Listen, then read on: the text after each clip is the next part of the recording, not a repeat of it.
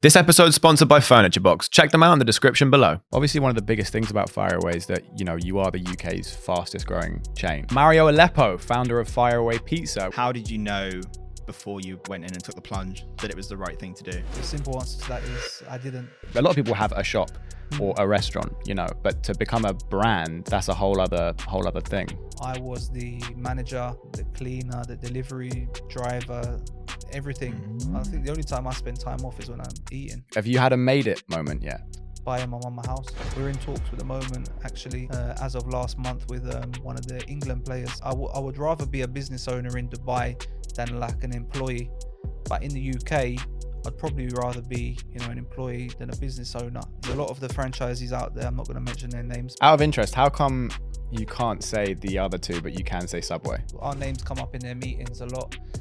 We've received some, legal letters from them. Now, I think their days are numbered, to be fair. So You heard it here first, bro. There's pizza beef. There's pizza beef. How have you addressed that? I don't know if I can say it. Welcome to The Ground Floor, the podcast where we ask successful people exactly how they did it. Our guest today is a very exciting one. We've got Mario Aleppo, founder of Fireaway Pizza, which is the UK's fastest growing pizza chain that has over 140 stores all across the UK, and he's not showing any signs of slowing down. Mario, good to have you here, man. Thank you. Appreciate it. How you Good to doing? be here. Good.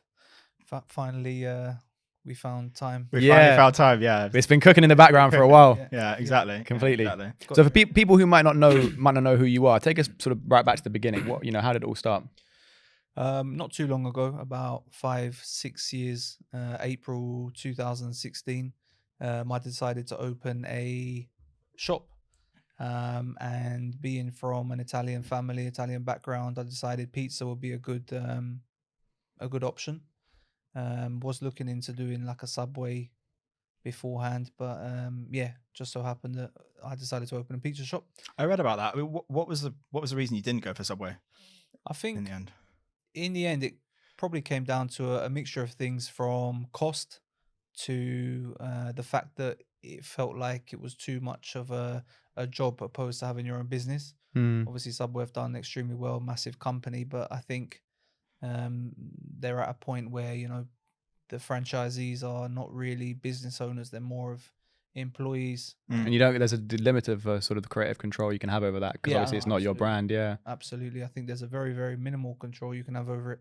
But I just decided at the end, the mixture of the costs and the control made me think that it might not be for me. So at that point, already had the shop, so was kind of stuck in a situation where I had to decide what to do or to give up the shop. So pizza being one of the main Italian specialities, decided to do that, but keep the Subway kind of style. And it went very well. It wasn't easy. It was stressful. It was hard. There was ups and downs, but in general it went very well, and we had a lot of good feedback. And that was the first shop in 2016. Were you a bit of a king cook growing up? No, I wasn't a cook at all. To be fair with you, Right. I wanted to have my own business. That was for sure.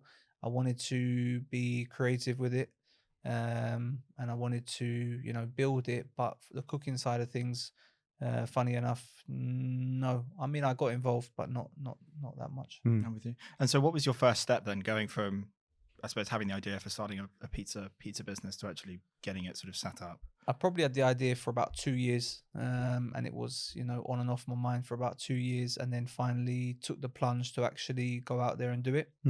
And then the first step was finding a shop. Luckily, I was driving past and I saw an empty shop next to KFC on a small parade in South London, and there was a lady in there, old Chinese lady, and I stopped. I went inside, and her English wasn't great, but I got to the point that she wanted to sell the shop, that she had a Chinese takeaway there, and she was getting quite old, so she wanted to pass it over to someone else. So ended up taking it for a very good price. I think it was £250 a week. How did you know that was the right shop? To be honest, with that kind of budget that I had back then, the options were very limited. So I didn't have a massive choice of shops. It was a very, small choice of shops. And therefore that kind of probably pushed me into getting it quick because I knew that there wasn't much more that I could, afford at that time. So yeah, £250 a week wasn't bad at all, and she gave me a few months rent free to set everything up. And That's really kind. yeah. Wish we had that. That would help. That would make a big That would difference. help. What was the overall startup capital aside from the rent? Aside from the rent, there was legal costs of about £1,000. There was equipment costs, mainly the oven. We got secondhand for about 10 grand. Fridges, freezers. Equipment side came to about 25,000. Builders, luckily I had some very good friends at the time, Polish guys, and they done the kit out of the shop, basically just painting and tiling and counter. It wasn't, nothing amazing, but it was good. They done it for me at a good price of about 25,000. They allowed me to pay them, in bits and pieces, and in free pizza down the line. Naturally. Nice. So yeah, about 50 grand plus bits and pieces, about 55,000. And was that money you saved from sort of working, or was that a business loan or friends and family, or? So the first 25,000 was a mixture of savings from work, from money that my grandma left me, and from family and friends. And the second half was a loan from HSBC. So they gave me £25,000 and I had to pay them back within a year, 27,000. Wow.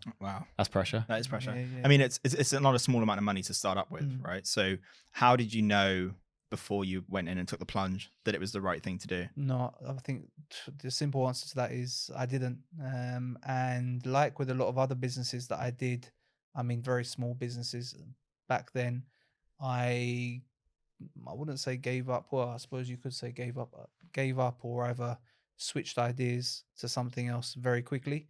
From a car wash business where I dragged my younger brother and sisters out to wash cars, to a coffee shop, which failed within, it wasn't a shop, it was more like a kiosk that failed within 6 months. There was a lot of different small businesses, hustles that I kind of jumped on and then jumped off, not because I gave up, but more that I had another idea. But with this one, it was a bit different because it was an actual physical shop where I was in a contract, a 10-year contract. There was no, just shutting the door. The rent had to be paid. The council tax had to be paid. It actually, in a way, kept me, stuck. But at the same time, obviously looking back, it was good because I, being honest, could have possibly given up if it was that easy to kind of walk away from. I think I saw somewhere. You're from Mitcham originally. Yeah. Was the Unfortunately. That's actually so peak for everyone from Mitcham. A lot of my family's you just can't go back to ends now. Was it? What was it like though? Was it in terms of like, because the first branch, was that in Mitcham? It was about 10 minutes. It was in Sutton. Oh, it was before Sutton. It was Rose Hill, between Mitcham and Sutton. So what was it like? Because I feel like, is it an important point to have your first branch if you're going to have like a brick and mortar type business? Is it important to have that near you so that it's easy for you to pop in and check in? 100% it needs to be, relatively near. But at the same time, in certain places, the rent is a lot higher than other places. So that kind of played a factor in it as well. So it was a mixture of, 100%. I would advise anyone to have a business close to them so they can pop in if there's any issues. And if they're working there, then obviously they need to be close. Yeah.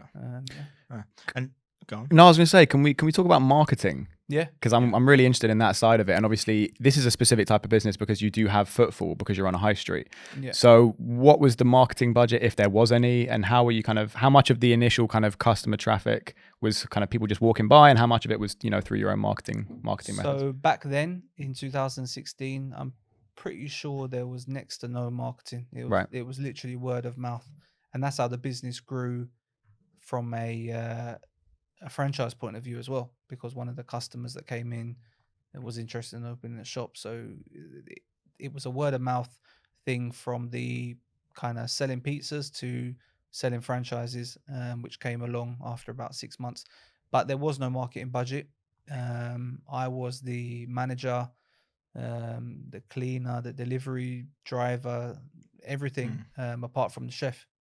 But funny enough, thinking about it, as we've grown, now we've started to implement a marketing budget because obviously we feel that we have to keep up with the competition. But back then, with the first store, second store, probably all the way to the third store, there was no marketing budget. Yeah. Okay. Right. It's all just word of mouth. It was word of mouth. Yeah. Obviously, you give people a good product.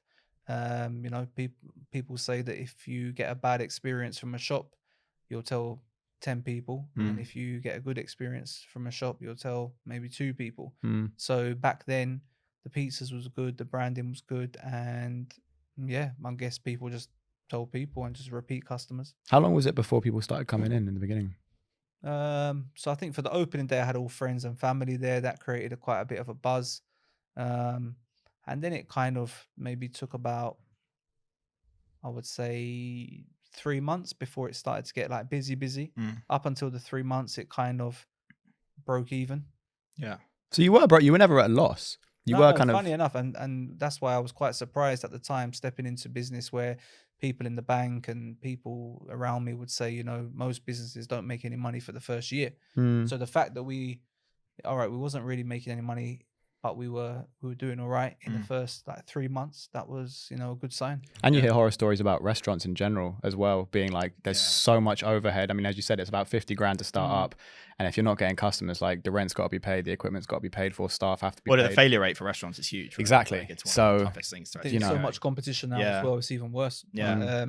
Back then, I suppose the rent, the fact that there was only £250 rent, no business rates because it was a small shop, minimal staff because I was working there, it kind of all played a factor.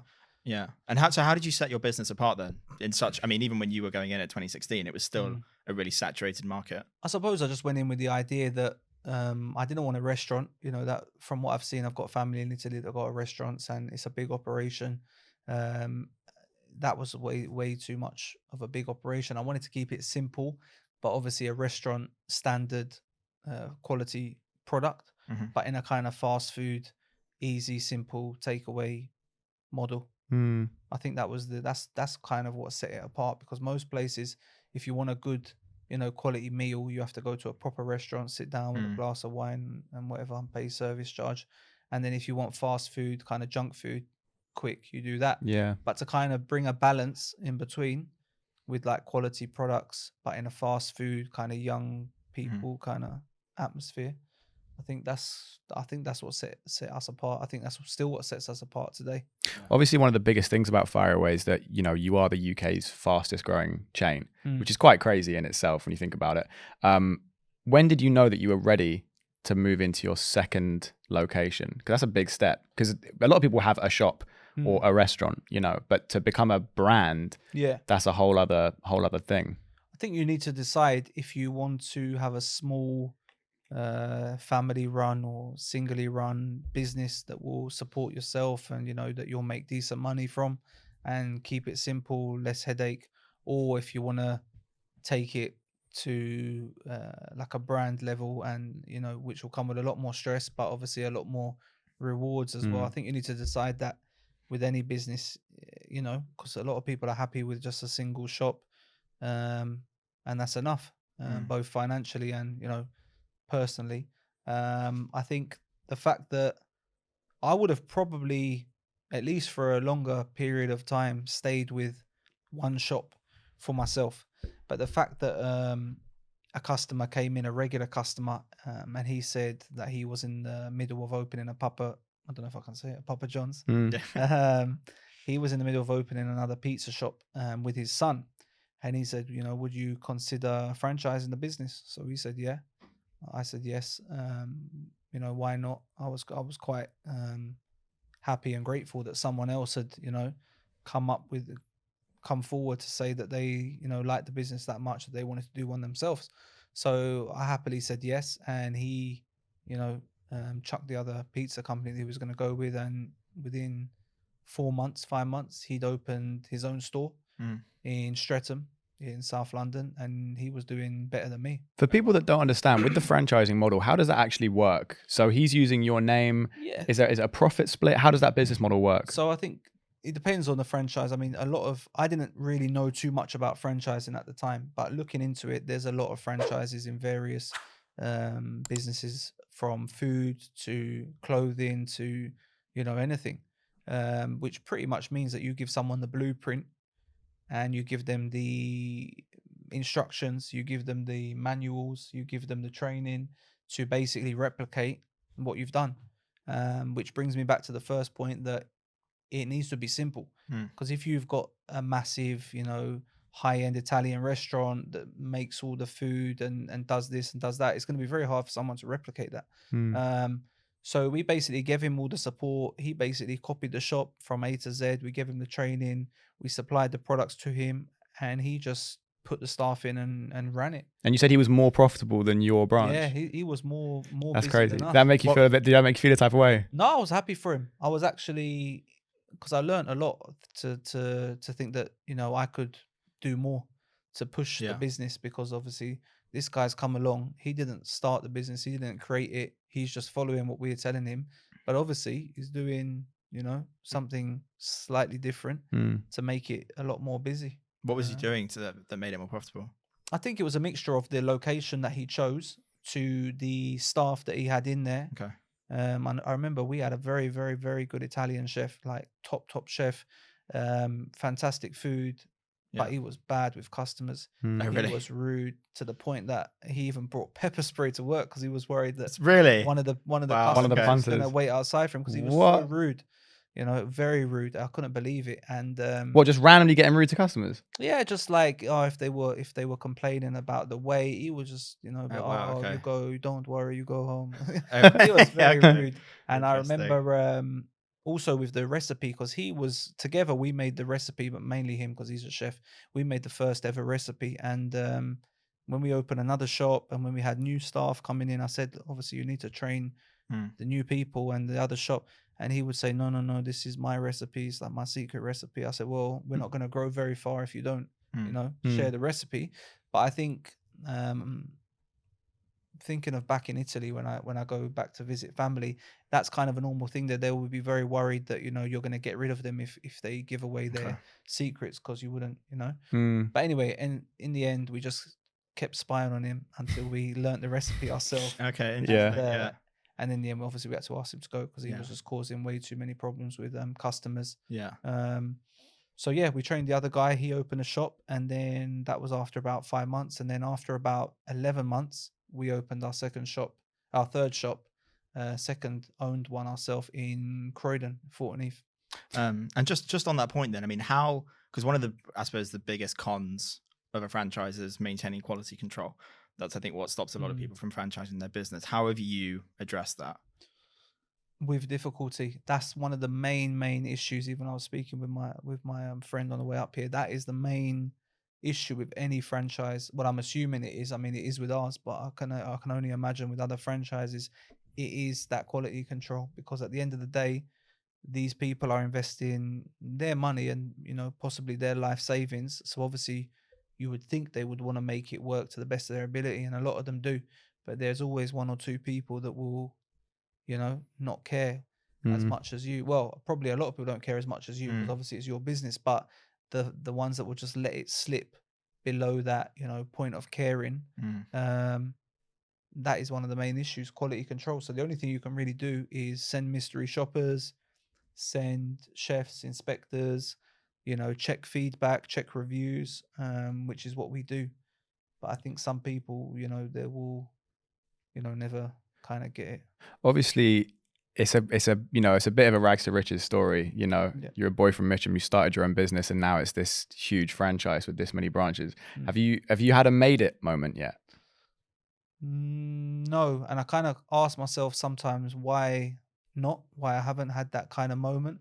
And I think there's always kind of a worry, or kind of some sort of stress, or some sort of issue, some sort of problem, some sort of obstacle that will always be there, and in the way of getting to the next stage, next level. And it's never, I can't remember of any point, funny enough, which is kind of sad, that there is an actual point where you can kind of sit back and say, I made it.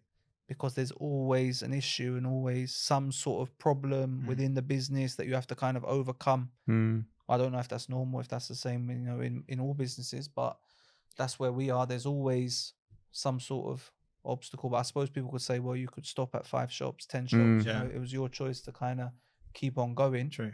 If you stopped at 5 or 10 shops, maybe then you could sit back and say, Yeah. yeah, I made it. I mean, if you haven't had a made it moment yet, what would you say is your kind of biggest achievement with the business? Yeah. What are you sort of most proud of? Business wise, I would say we've won business wise.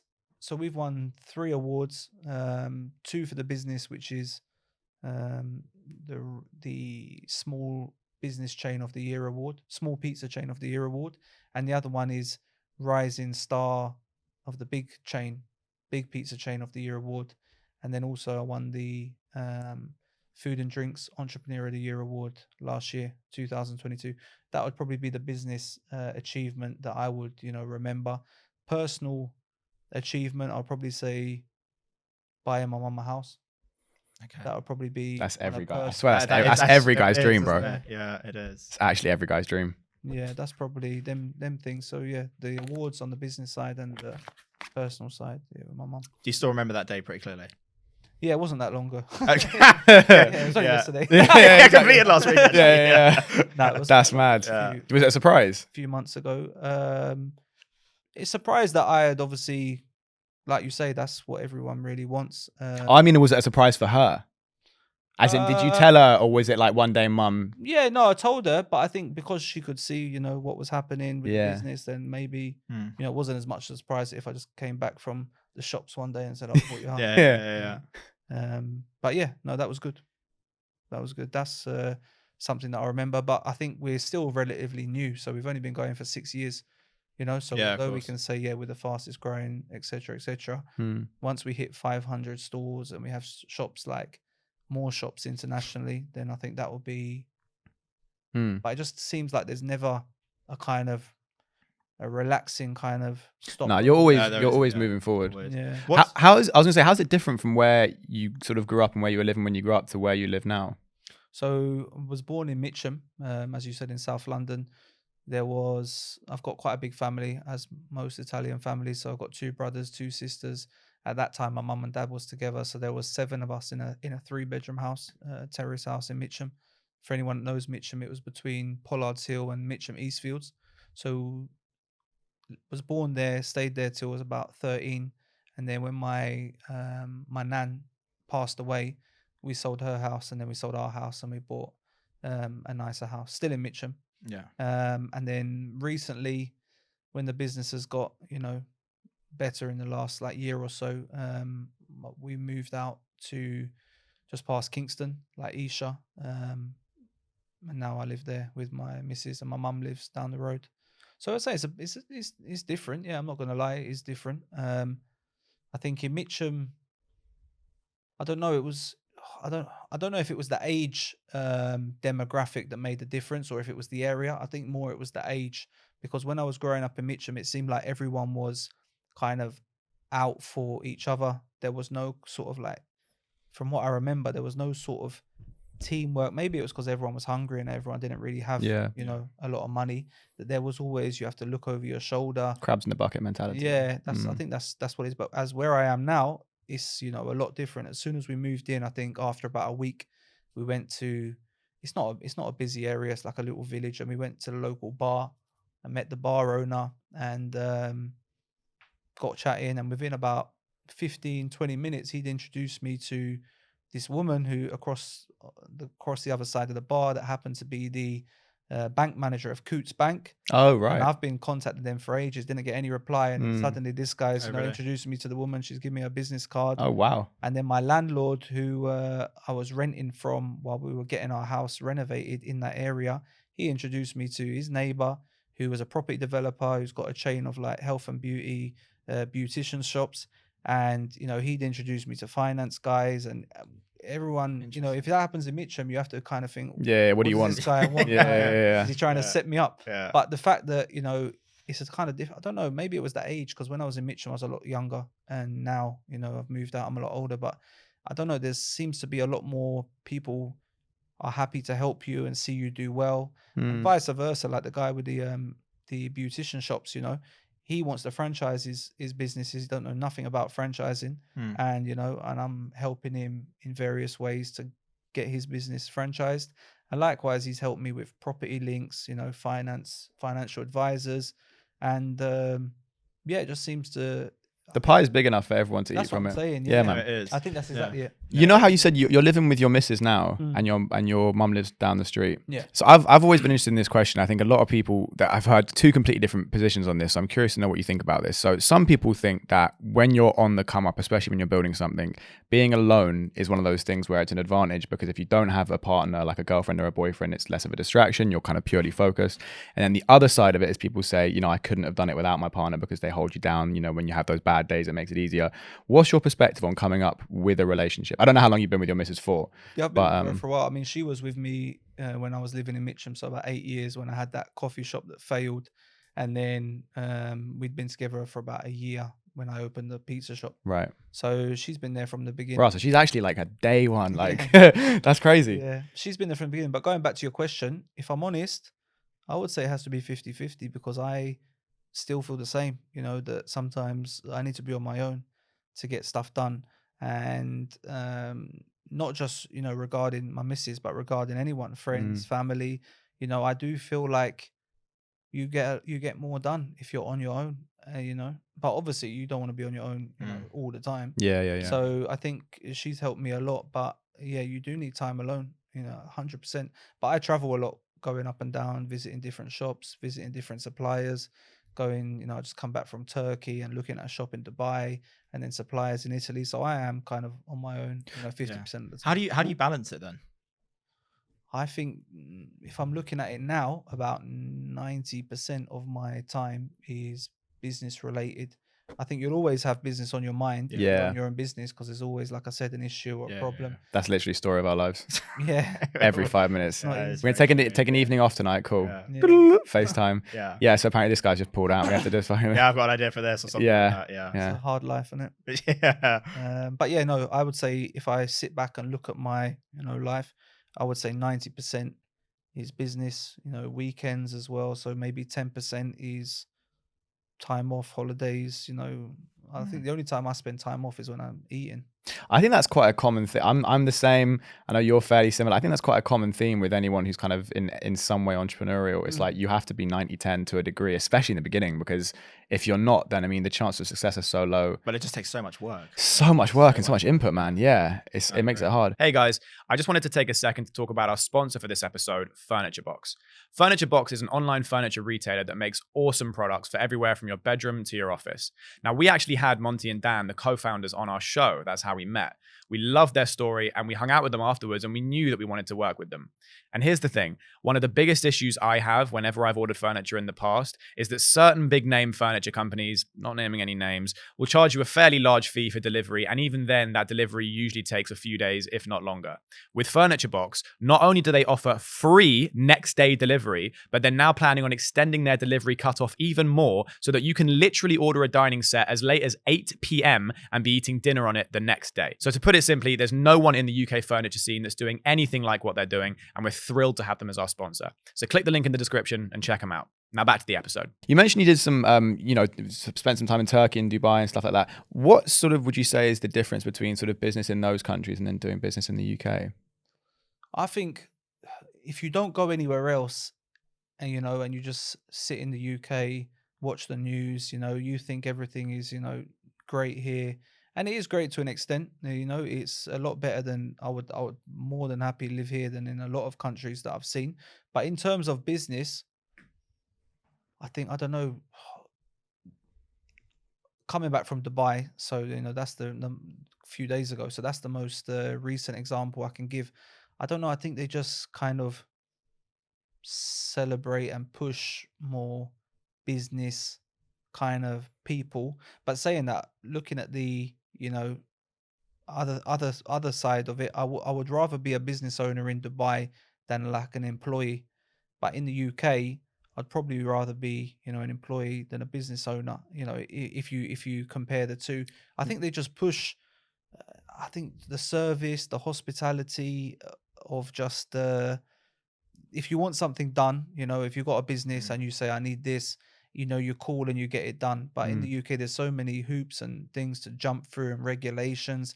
There, Yeah. you I just feel like they make it hard for people to start a Yeah. business in the UK. It does feel like there's a lot of red tape. They disencourage people. A lot of red Yeah. tape.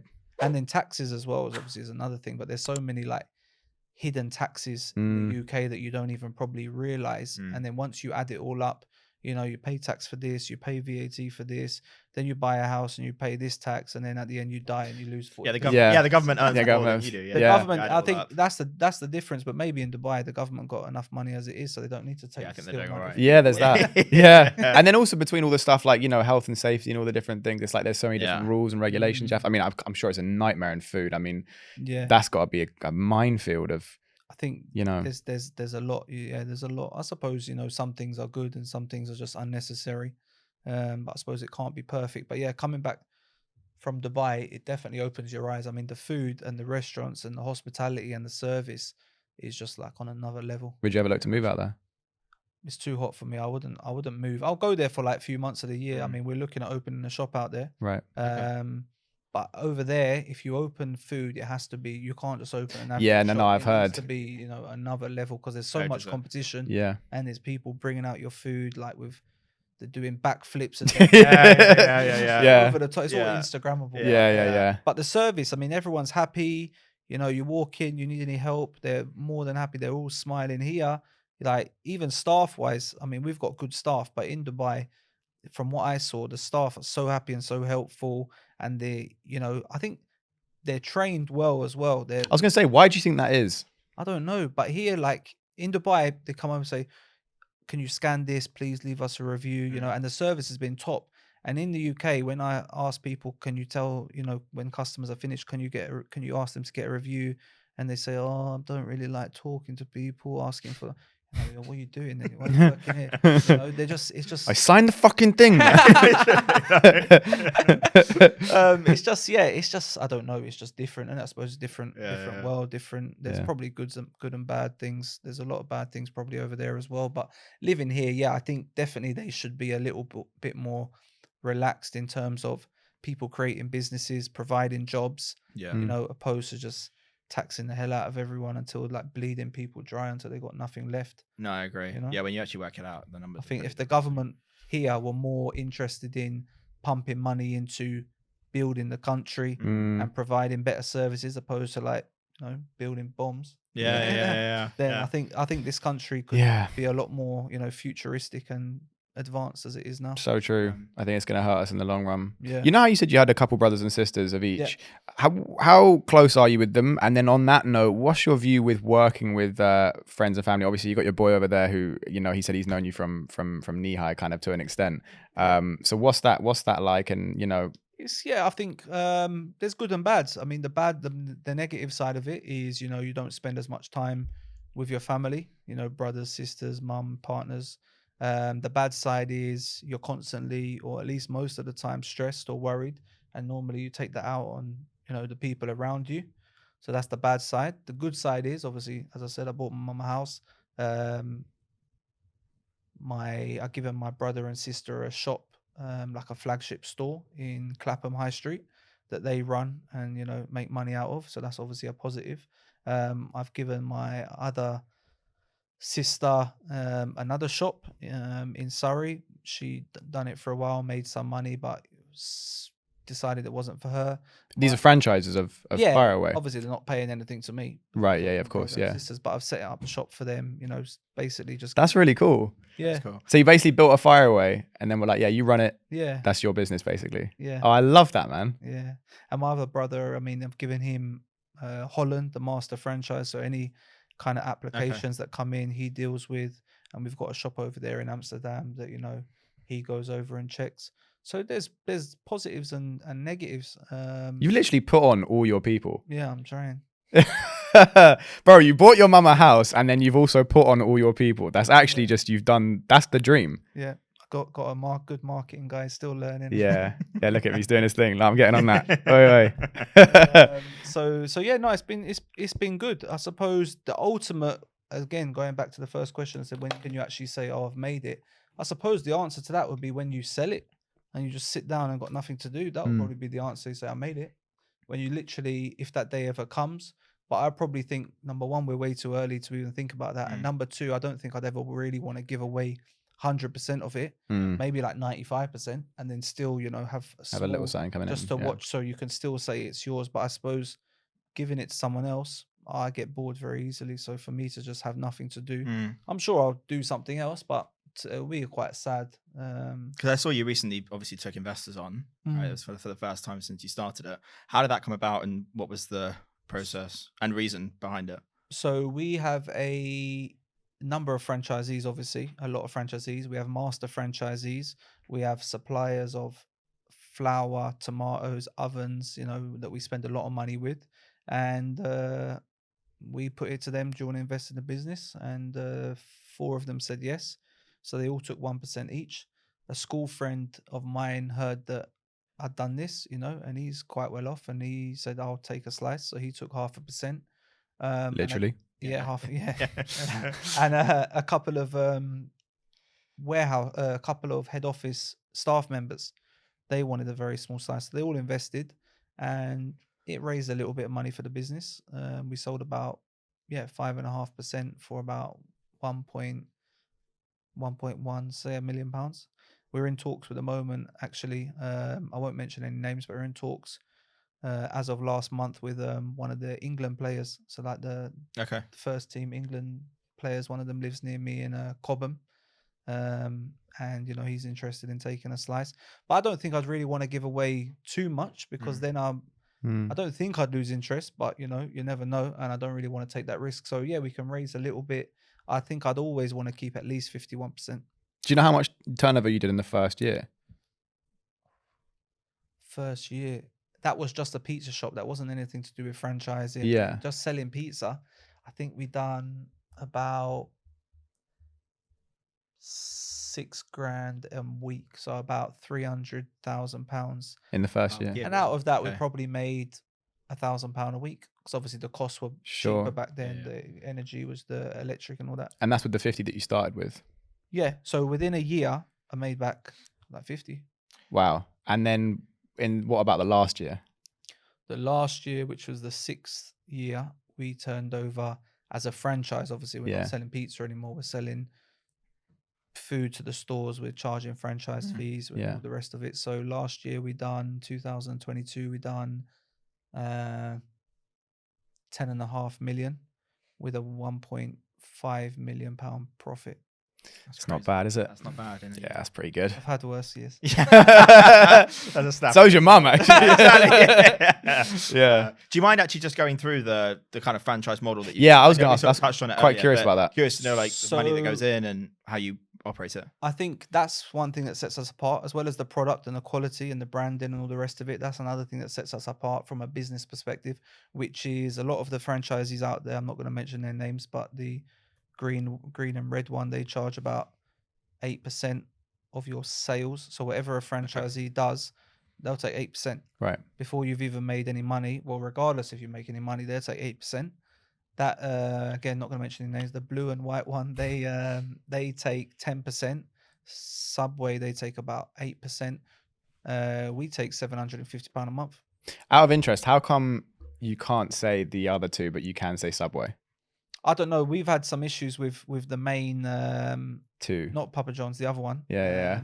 We've come up. Our names come up in their meetings a lot. We've received some, legal letters from them because we've mentioned them on our social media. Really? So I think they're just, a bit They're just worried. salty. threatened, They're right? salty, Yeah, bro. just They're threatened. salty. Yeah, that's all it is. So Wow.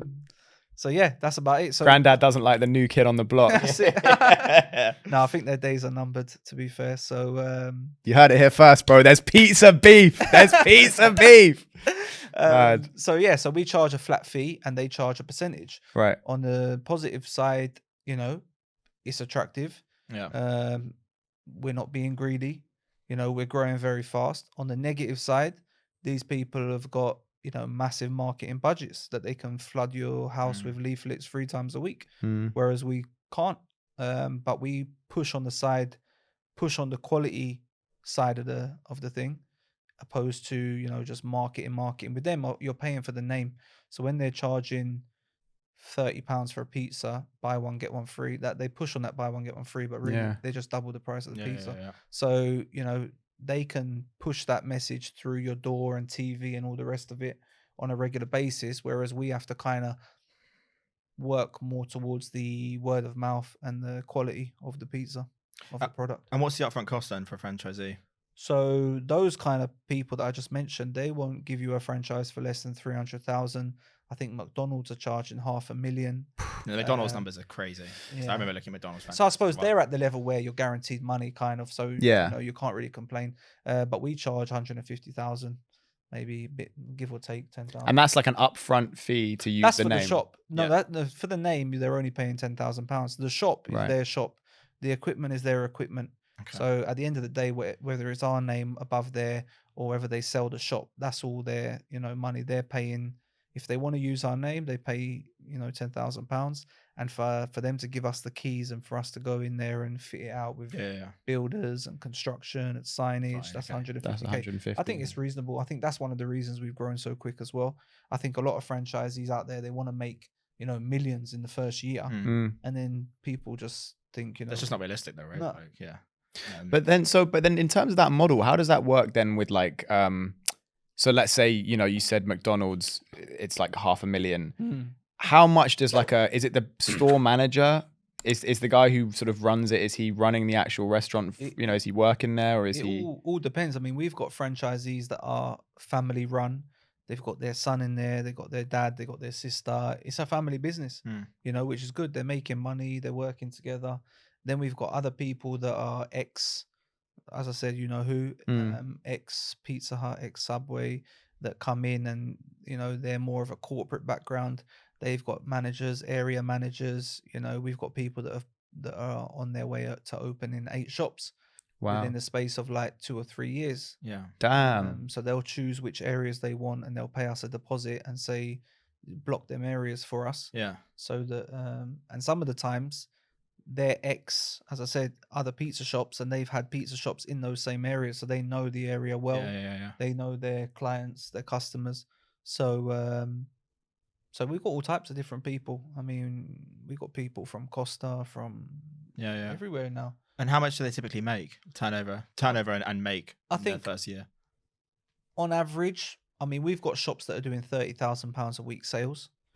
We've got shops that are doing £4,000 a week sales. Right. Jesus. But the average, I would say, is £10,000 a week sales, and they're looking at about a 20% profit. Right. Wow. Not bad. That's I mean, not bad. That's not bad 100 at all. 100 odd grand a year. Yeah. Yeah. Profit. Yeah, that is. Yeah. Damn, Okay. man. Obviously, you've got Interesting. tax, but Yeah, of course. Yeah. apart yeah. from that, yeah. Yeah. Well, yeah, I mean, that it's comes into it. Pizza's a universal product, isn't it? It doesn't matter whether you're black, white, Chinese, Yeah. Asian. Mm. Everyone eats Yeah. pizza. No, that's true. So I think we chose a good product. I think with any business, you need to have a good product, you need to have a good service, and you need to have a good brand. One thing I wanted to ask you actually is, you've obviously got people now, as you said, coming to you wanting a slice of your business, right? No pun intended. But like, how do you? I love that he didn't mean that when he was saying that. He actually He was, did. he Yeah, I was said saying it. that for the whole Yeah. thing. And he kept saying, he wanted a slice, he wanted a slice. I'm like, I don't know if he's doing this on purpose. Is he trying to fuck with me? Yeah. Like, how do you stay grounded? Because it must be quite easy to. That probably comes down to the missus, as we Right, So okay. that probably comes down to it. Yeah. Otherwise, I'll be living a wild lifestyle right now. Yeah. That look you just gave me as well. I'll be living a wild lifestyle. No, I think you need someone or something to keep you grounded, because you could end up with nothing, innit? It is nice that you've had her as well, like from Yeah, before yeah. anything. I think when you get to a certain level, I don't know, obviously it happens, people break up and they meet other people, but I think it will be a lot more difficult to meet for people, these multi-millionaires or billionaires, to meet people, even anyone, not just, partners, but even like friends. I think you, especially coming from Mitcham, you'd be worried about, what people want and all the rest of it. I always thought if That's I was true at that, for if I was at that point, when I'm at that point manifesting it, I always feel like I'd pretend like I was broke. I'd just be mad bummy or something. Yeah, you'd have to. Yeah. But obviously there'll come a point where, they would probably work out Yeah. when you pick them up in your Ferrari. Yeah. They Holes figure in it the out. shoes. Yeah. Just dressing mad trampy and then pulling up in a Rolls Royce. You're like, yeah, it's not quite right. Yeah. But no, I think that's one of the coolest things about what you've managed to do, is actually bringing people up around you as you've gone on that journey. I think you have to Right. try, but at the Yeah. same time, I always think of things on both sides. So Yeah. sometimes I argue with myself and have debates with myself. Like you said, it is always obviously good to bring people up, but you have to understand that when you get to certain points and certain levels of business or of anything, that the people that you started with or your people might not be the best people Mm. to do, you know, what you need them to do. And it's a It sad, is a business, not a charity. yeah, exactly. And it's sad and it's difficult, but I suppose, do you want to be the nice guy, you know, that helps everyone and makes everyone happy and says yes to everyone? Or are you putting the business first and, you know, say to people like, you know, you're a good guy, but I don't think you're the best guy for this business. And then, you know, we need someone with, you know, a bit more experience, which is obviously hard, but I suppose it just comes down to, you know, your own decision. Do you make the person happy or do you progress with the business? I'm guessing a lot of people have that same problem Mm. because, you know, it's when you have a small business and, you know, you're all in a group and, you know, it's all fun and games and, you know, we're trying to make this, we're trying to make that. And then when you actually get there, even relates to myself because obviously I've started it from the beginning, but and I've got it to 150 shops nearly, but when you have 500 shops, 1,000 shops, you know, maybe someone with like the ex CEO of KFC or God knows who possibly is better for the business. Mm. Have you ever thought about that and what kind of timelines you'd be looking at that? I have interviewed other potential CEOs, but they're too expensive. I'll do it myself. Yeah, that's always the problem, right? I mean, Yeah. when I saw the kind of money that, you know, people was asking, obviously it's an investment as well if you get the right person. Yeah. But I don't know, coming from nothing and then seeing those kind of figures, people wanting like £200,000 a year plus like benefits, company benefits, you think that's mad. Unless it gets to the point where I can't do it anymore or, you know, it's too stressful.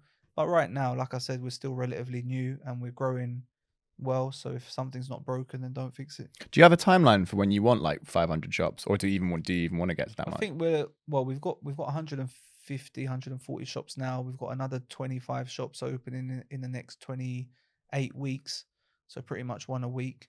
So we'll have about 170 by the end of this year, 200 by the end of next year. I think we can get to 500 within 5 years. Wow. We've got shops opening in Turkey, potentially Dubai. We've sold the rights to Canada, Australia, India, Turkey, Holland, Germany, France. So these countries have been, you know, sold to people. So That's crazy. shops really have to open. What do you think would be the biggest game changer for you moving forwards? Potentially, we may open our own dough production. Okay. So at the moment, the shops make it in store every night, but to ease the operation, it's not a cheap investment. We're looking at least a couple of £1,000,000. But if we can get our own central kitchen where we make the dough in like massive, you know, machines and then deliver it fresh to stores throughout the night so that they have it in the morning, that's a big operation, you know.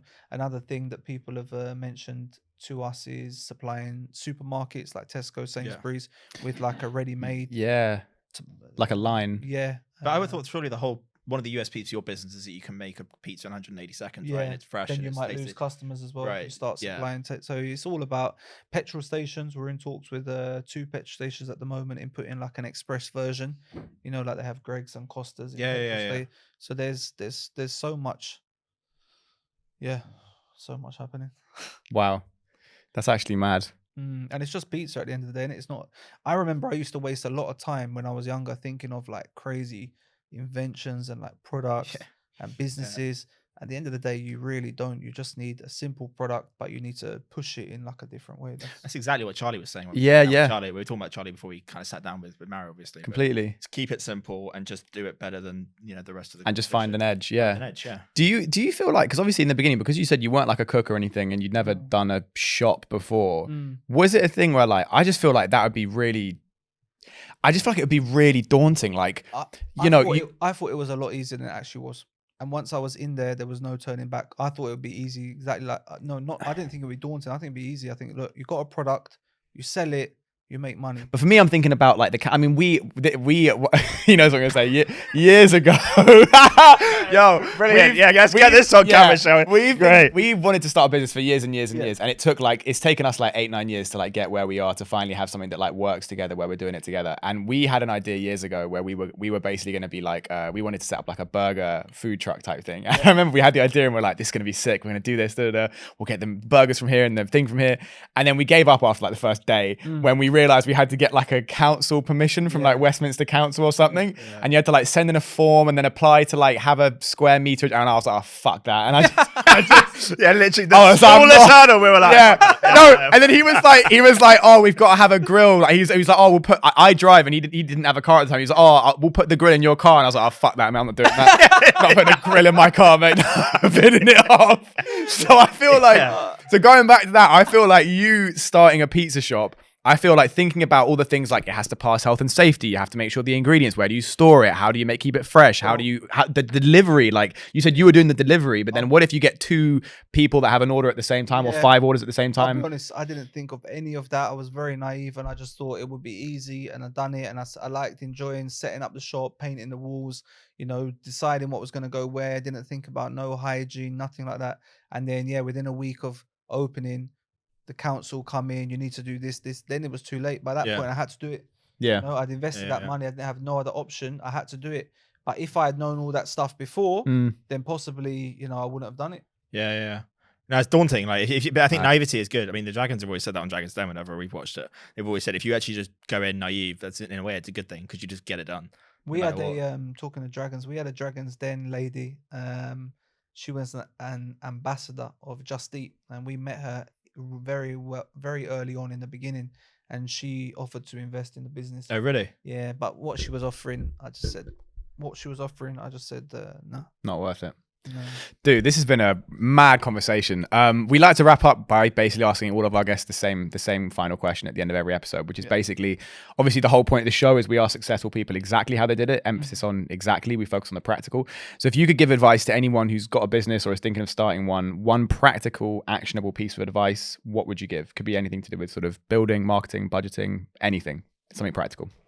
I think I would have to say choose a simple product and just add a twist to it, and don't waste time thinking of like a crazy 2 different product. Just choose something simple that a lot of people will need or want, and then just think about how you're gonna make it different from the competition. Short and sweet. I love it. Great. Mario, thank you so much for coming, man. Where can people find you? Our web for business related inquiries, you can go on the website fireaway.co.uk. and we're on Instagram, social media. So I think that's probably the best way. Amazing. Been an amazing conversation. Guys, you saw that. That was magic in the making. If you like the episode, make sure to subscribe, turn on post notifications. We've got some amazing interviews coming our way. But for now, we hope you enjoyed the episode. And if Fireaway ever does like a black card Nando's type thing, I want that. I want that pattern. But yeah, for now, Mario Aleppo, thanks so much for being here, man. Appreciate you. And we'll see you in the next one. Take care, guys.